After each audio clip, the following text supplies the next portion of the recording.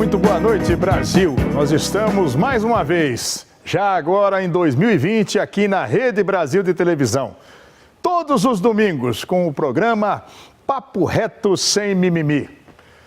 Hoje nós temos um convidado muito especial. Um jovem brasileiro dessa juventude que está a todo vapor querendo mudar o Brasil. Veja só quem é o nosso convidado.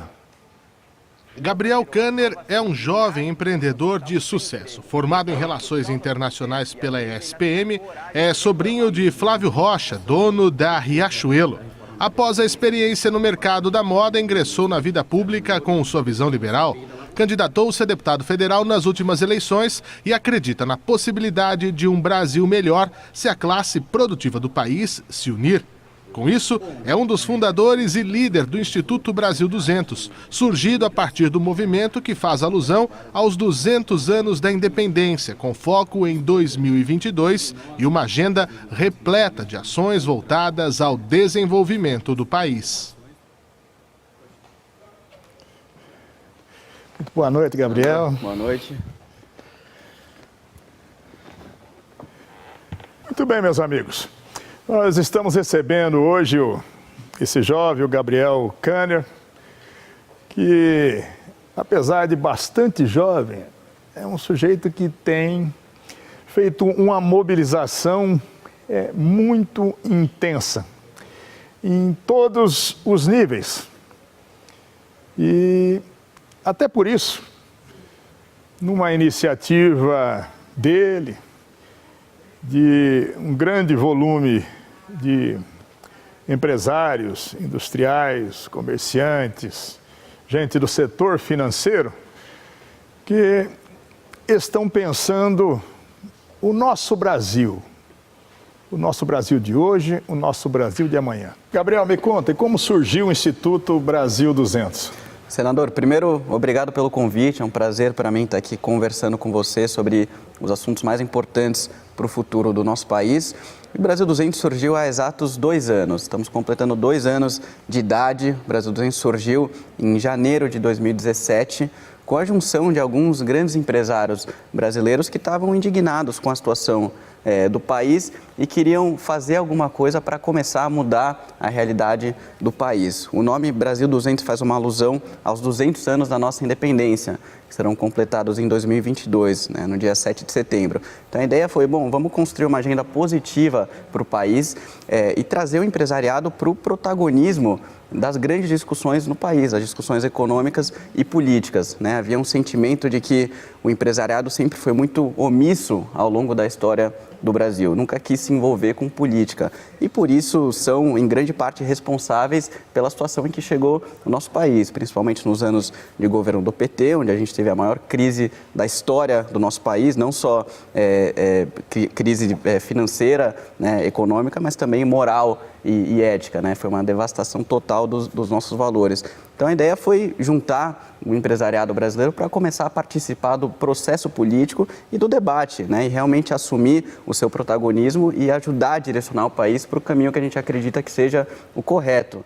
O caminho do crescimento econômico, da geração de empregos, do ambiente de negócios mais livre, mais favorável ao empreendedor e do resgate dos valores, das tradições brasileiras que infelizmente foram totalmente destruídos ao longo dos últimos anos. Então esse foi o objetivo do Brasil 200 e hoje estamos aqui muito felizes comemorando esses 2 anos de trabalho do Instituto.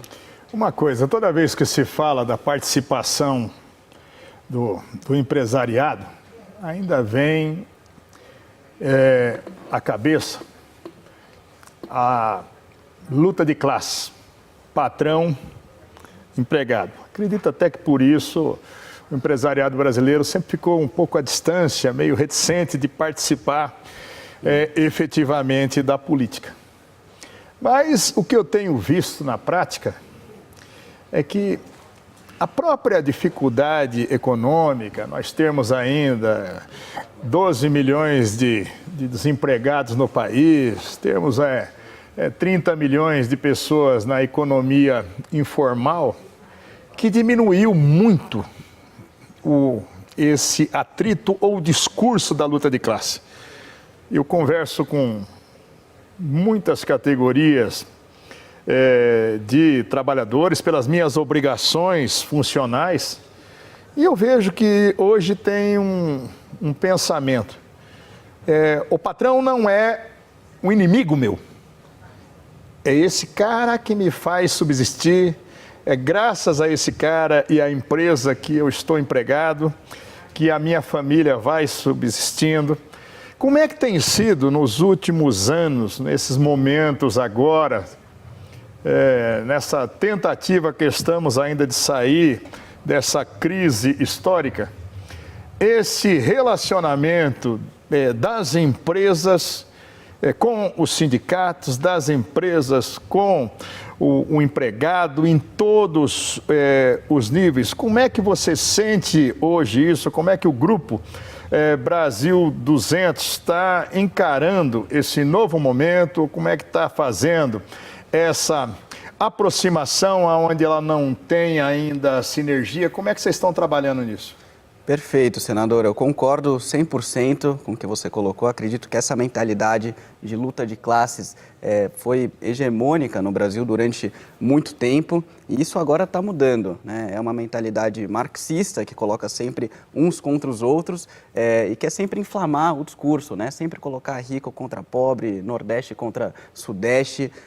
Isso é muito ruim, isso acaba inflamando o debate público, é ruim para os empresários, é ruim para os trabalhadores e é uma narrativa mentirosa, né? Porque, de fato, quem gera empregos, quem cria prosperidade, que fatalmente vai acabar chegando nas classes mais baixas, são exatamente os empresários. As pessoas pensam na economia como se fosse um bolo esgotável de recursos, né? E essa mentalidade diz exatamente isso, que para alguém estar ganhando, outra pessoa tem que estar perdendo. Então, para o empresário estar ganhando dinheiro, necessariamente ele está explorando, né, os seus trabalhadores. Isso é uma mentira, né? Isso é uma falácia, porque a economia ela não tem limite de geração de recursos. Ela é um bolo que quanto mais recurso você consegue gerar, mais o bolo cresce e assim você consegue distribuir esses recursos para todo mundo. Então, quanto mais a gente conseguir gerar recursos em nossa sociedade, mais a gente vai conseguir melhorar a vida de quem está nas camadas mais baixas da população. Então, essa é uma narrativa mentirosa que tem que ser combatida. E isso está mudando, né? Como o senhor citou, realmente essa mentalidade está mudando. Teve até uma pesquisa do Instituto Perseu Abramo, que é ligado ao PT, que fez uma pesquisa nas periferias perguntando, né, se o vilão realmente era se o patrão realmente era o vilão da história, e as pessoas nas periferias já estão negando esse discurso. Elas já enxergam o patrão como alguém que vai dar oportunidade, alguém que vai gerar algum emprego para você e para sua família e trazer algum benefício para as pessoas, e não como alguém que quer explorar o trabalhador para ganhar lucro, né, a qualquer custo. Então, essa mentalidade está mudando. Eu vejo grandes avanços nesse sentido, principalmente quando você conversa com pessoas nas favelas, nas periferias. As pessoas querem trabalhar, elas querem ter oportunidade, querem ter emprego, querem sustentar as suas famílias. Então, essa mentalidade retrógrada e mentirosa está perdendo cada vez mais espaço, graças a Deus, pelo bem do Brasil e pelo futuro da população. Olha, antes da gente ir para o nosso rápido intervalo comercial, hoje, das pessoas que estão participando do Brasil 200, você tem ideia de quantos mil empregos diretos estão envolvidos por esse grupo que está pensando o Brasil e, logicamente, um Brasil melhor? Eu conheço muito das pessoas que estão trabalhando nisso e todas elas, pessoalmente, absolutamente resolvidas na vida, economicamente, né, socialmente. Mas são pessoas que estão realmente falando, escuta, eu quero o meu país melhor.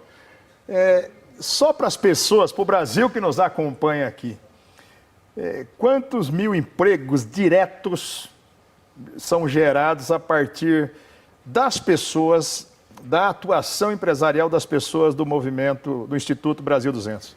Senador, dos empresários ligados ao Instituto, geramos cerca de 250 mil empregos diretos, né, dos empresários que fazem parte, que contribuem. Então, realmente, 250 mil empregos diretos. Gente, nós vamos para um rápido intervalo aqui. Vocês viram que aqui o papo é um papo reto mesmo.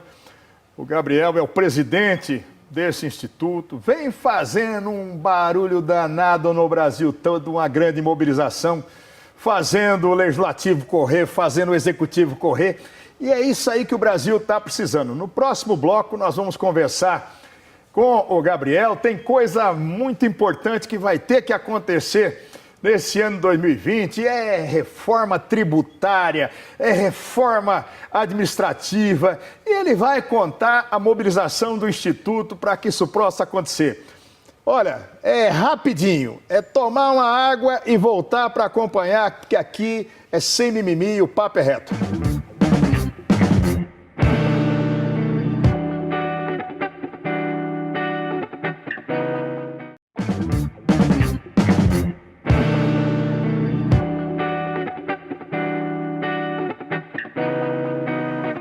De volta aqui no nosso Papo Reto, sem mimimi, aqui pela Rede Brasil de televisão.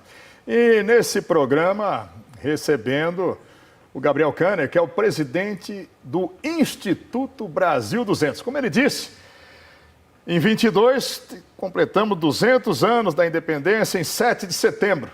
E há 2 anos eles idealizaram esse movimento, que é um movimento para ajudar o Brasil, para empurrar o Brasil, para pressionar quem tem condição de qualquer atitude hoje para fazer um Brasil melhor.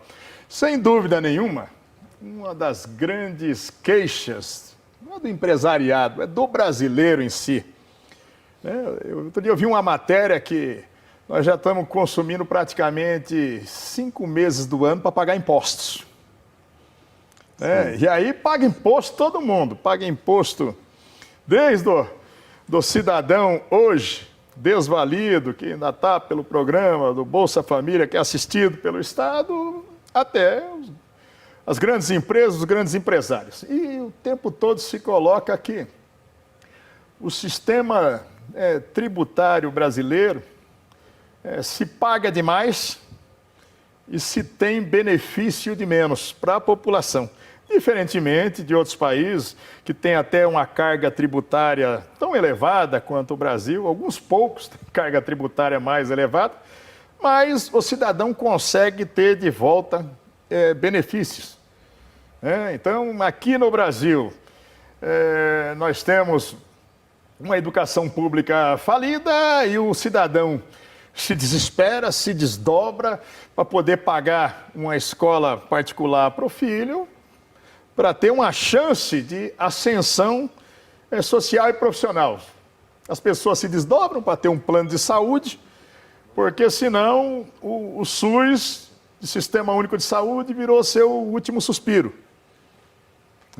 Na segurança, as pessoas acabam não tendo. Como é que é a visão do Instituto, a visão de vocês diante desse quadro dantesco do sistema tributário brasileiro?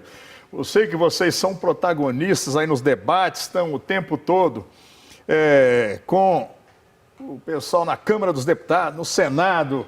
Vocês pegam lá no pé do Paulo Guedes e com a sua assessoria na área da economia. Como é que vocês estão se mobilizando para isso e quais são as perspectivas que vocês têm para se criar uma saída? Qualquer saída vai ser melhor do que nós temos hoje, mas como é que é a visão do Instituto nisso? Perfeito. Senador, essa é a reforma mais importante em décadas que o Brasil tem que fazer. Mais do que a previdenciária, a reforma da Previdência foi importante para a gente começar a equilibrar as contas públicas, para parar de sangrar tanto e começar a reencontrar algum equilíbrio fiscal. Agora, a reforma tributária vai afetar 100% dos brasileiros, né? Uma reforma que impacta o bolso de todo mundo, todo trabalhador, todo empresário, todo cidadão brasileiro será afetado por essa reforma. E nós temos hoje o pior sistema tributário do mundo. Temos um manicômio tributário, ninguém entende sequer quais são as regras do nosso sistema tributário. Se a gente pegar desde a Constituição de 88, quando foi implementado esse sistema que a gente tem hoje, né, até os dias de hoje, foram editadas quase 400 mil normas tributárias. Então, você imagina um sistema, né, que teve 400 mil alterações sobre suas regras. Ninguém 400 entende. mil? 400 mil. Então ninguém entende quais são as regras, ninguém entende como você tem que pagar os seus impostos. Muitas vezes as pessoas deixam de pagar exatamente por não saber direito como tem que pagar. Então é uma loucura total e tem que ser reformado. A gente precisa de um sistema tributário mais simples, mais transparente, que faça sentido, que as pessoas saibam exatamente quanto elas estão pagando de impostos e como esse recurso está sendo utilizado, né? É verdade que no Brasil pagamos muitos impostos e não temos um retorno em serviços básicos públicos, né? Não temos educação de qualidade, não temos segurança pública. Agora, os últimos números, tivemos um bom avanço, 22% de queda no número de homicídios no Brasil. Então, esse é um avanço, mas ainda não podemos dizer que somos um país seguro, não temos transporte público de qualidade. Então, isso tudo é muito ruim, a população pagar tantos impostos e não ter esse retorno nos serviços públicos. Então, precisamos fazer uma boa reforma tributária que faça com que cada brasileiro possa pagar menos impostos e que a gente possa ter mais transparência no processo. Então, hoje temos duas propostas principais que estão sendo discutidas, uma na Câmara dos Deputados, que é a PEC 45, e outra no Senado, que é a PEC 110. As duas propõem a criação de um IVA, um Imposto sobre Valor Agregado. Qual que é o conceito do IVA? É que se você estiver no meio de uma cadeia produtiva, você vai passar o imposto para frente, ou seja, você vai se creditar com tudo que você comprar de insumos, e esse imposto será pago no final, né, com uma alíquota de 25%, como estão estimando na PEC 45, e em torno de 30% na PEC 110. Então, esse é um conceito que existe em outros países do mundo, cerca de 160 países adotam esse sistema. 160? 160 países. Mas o problema, e esses pontos que a gente está batendo, especificamente na PEC 45, é que em nenhum desses países tem uma alíquota única, uma alíquota de 25%, como estão propondo, e a mesma alíquota para todos os setores. Então, a gente tem que tomar muito cuidado no Brasil para não gerar distorções em nossa economia. Porque a partir do momento que eu falo, todo mundo vai pagar 25%, não importa se você é uma indústria automobilística ou se você é um cabeleireiro, se você é um restaurante, isso pode gerar todo tipo de distorção, porque isso pode aumentar muito a carga tributária para esses serviços básicos, para restaurantes. O pessoal da área de serviços está gritando com isso, né? Diz que eles entram em colapso. Exatamente. Se nós tivermos uma alíquota única. É muito perigoso para o setor de serviço, porque você imagina que um médico, por exemplo, que é um prestador de serviço, ele não tem aonde se creditar, ele está vendendo o conhecimento dele para você quando você vai lá fazer uma consulta. Então, a gente colocaria 25% de imposto no serviço como o dos médicos. Então, a gente vai voltar para a cultura você quer com nota ou sem nota, né? O médico vai falar, com nota é 25% mais caro. Pelo amor de Deus, jeitinho brasileiro não, né? É isso então, mesmo, né? Então, o que a gente está defendendo, inclusive conversamos com o presidente Rodrigo Maia e com outros deputados, a PEC 45 pode ser a PEC que avance, mas ela precisa ter alterações em seu texto que torne ela mais justa, que coloque faixas diferentes para setores diferentes e que o que nós do Brasil estamos defendendo é a implementação do imposto sobre movimentação financeira, que é um imposto muito mais moderno, muito mais justo, muito mais simples, que não precisa de fiscalização, é um imposto automático que pode ser implementado no Brasil para a gente desonerar a folha de salários. Esse seria o primeiro passo. A gente tributa pesadamente a folha de salários, o que é muito ruim para a geração de empregos. Então, é muito caro você contratar alguém no Brasil, né? Se você vai contratar um funcionário por R$ 1.500, por exemplo, de salário, ele vai custar R$ 3.000 para a empresa, né? Você dobra o valor. Então, é muito difícil, muito caro você contratar no Brasil. Isso acaba atrapalhando a geração de empregos. Então, a nossa proposta é acabar com o INSS patronal de 20%, que é cobrado na folha de salários, e implementar essa nova base tributária muito mais ampla, muito mais simples, muito mais moderna, que é o imposto sobre movimentações financeiras. Estamos conversando inclusive com o Executivo, né, com o Ministério da Economia e com deputados, e temos tido muita abertura. Como é que tem sido essa receptividade? Porque o próprio presidente Bolsonaro está dizendo, olha, né, de jeito nenhum o retorno da CPMF. A CPMF ela acabou sendo satanizada porque em determinado momento usaram a credibilidade do Jatene, dizendo que era um recurso para a saúde, e depois isso acabou não acontecendo. Mas você está colocando argumentos muito convincentes, plausíveis, sobre nós termos uma forma de contribuição dessa natureza. E os adversários disso, eu sou favorável. Os adversários disso dizem, olha, mas nós vamos fazer o pobre pagar pelo rico. E muitas vezes a gente vê esses chavões. Eu vi aí o Marco Sintra cair como secretário nacional de Receita, porque ele estava defendendo essa obviedade, esse posicionamento. O que o Instituto tem colocado como argumentação ou de contra-argumentação a esse discurso simplista de dizer, olha, nós vamos reeditar aqui como nós estamos falando para o Brasil, e aqui o papo é reto mesmo, a conversa é franca, e a tua manifestação aqui ela vai repercutir para o Brasil todo, porque aqui nós vamos botar para os 81 senadores, vai a fita do programa, para os 503 deputados. Então, olha aí, meus amigos, olha aí, Brasil. Presidente do Instituto, jovem, isso é muito bacana. Vai falar, olha, gente sem experiência. Não, ele não tem 30 anos de idade, mas vocês já viram a capacidade de argumentação do Gabriel. E mais ainda, dizendo, olha, capacidade, discernimento, conhecimento, não é só porque os cabelos vão ficando brancos, não.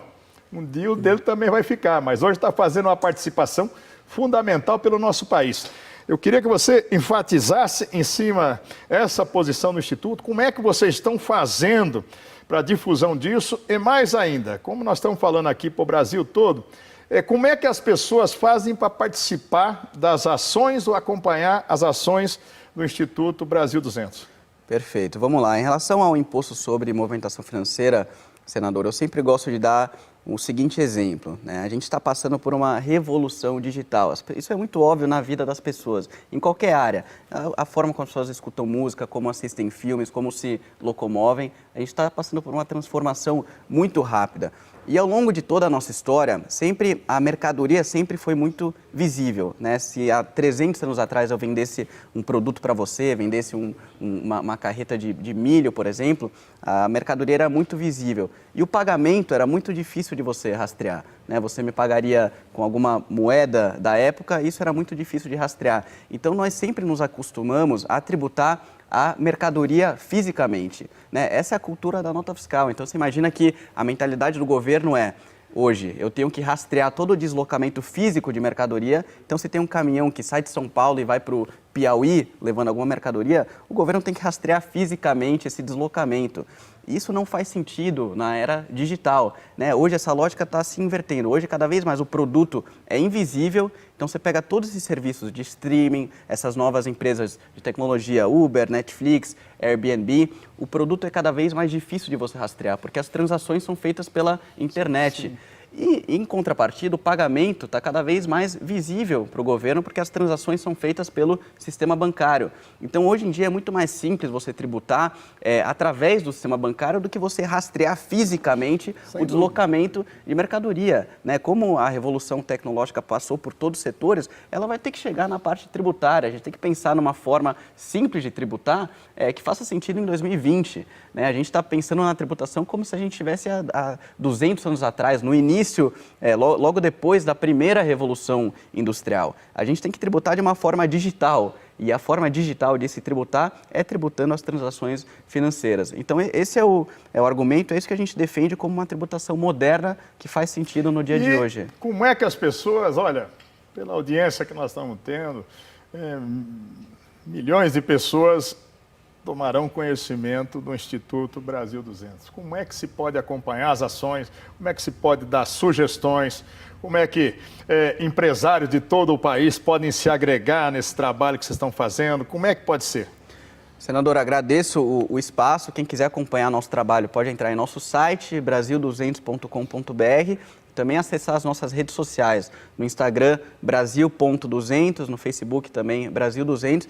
Temos núcleos estaduais em todos os estados do Brasil, onde temos um coordenador estadual e mobilizamos os empresários regionalmente. Então, se você quiser participar, entre nas redes sociais, mande uma mensagem e você pode fazer parte desse grupo em seu estado, em sua cidade, ajudando a mobilizar o empresariado e a fazer essa interlocução com o governo, com o executivo e com o legislativo, que é muito importante, né? A participação da sociedade na política é fundamental e é muito importante que a sociedade se envolva cada vez mais. Então, se quiser participar, pode acompanhar pelas nossas redes sociais ou pelo nosso site. Aí, gente, vocês viram, acompanharam, um brasileiro idealista, com um enorme grupo de brasileiros idealistas que estão querendo mudar. Meu programa, vocês sabem, não tem conversa mole, não tem jabá, não tem interesse. Você viu que em nenhum momento está se citando ou dizendo que possa ter vantagem para setor A, B ou C, está se falando numa construção para o Brasil. Por isso que eu fiz questão que o Gabriel estivesse aqui no nosso programa. Gabriel, eu quero agradecer a você, a todos do Brasil 200. A mobilização de vocês é a expectativa e o sonho do povo brasileiro. Vocês têm que fazer exatamente o que estão fazendo. Continuem a pressionar, continuem a usar a experiência de vocês. Esse dado que você passou, vocês empregarem 250 mil pessoas hoje, isso é o maior cartão de visita que esses caras estão nos dando nesse momento, dizendo, gente, tá aqui, ó. Se eles vão, com o progresso econômico do Brasil, eles vão poder gerar muito mais empregos, nós vamos gerar esse déficit trabalhista do nosso país, nós vamos promover renda, emprego. É isso que o Brasil está precisando. Gabriel, muito obrigado. Gostei da sua participação e no próximo domingo nós estaremos juntos aqui. Papo reto, sem mimimi. Aqui na Rede Brasil de Televisão. Abraço, gente.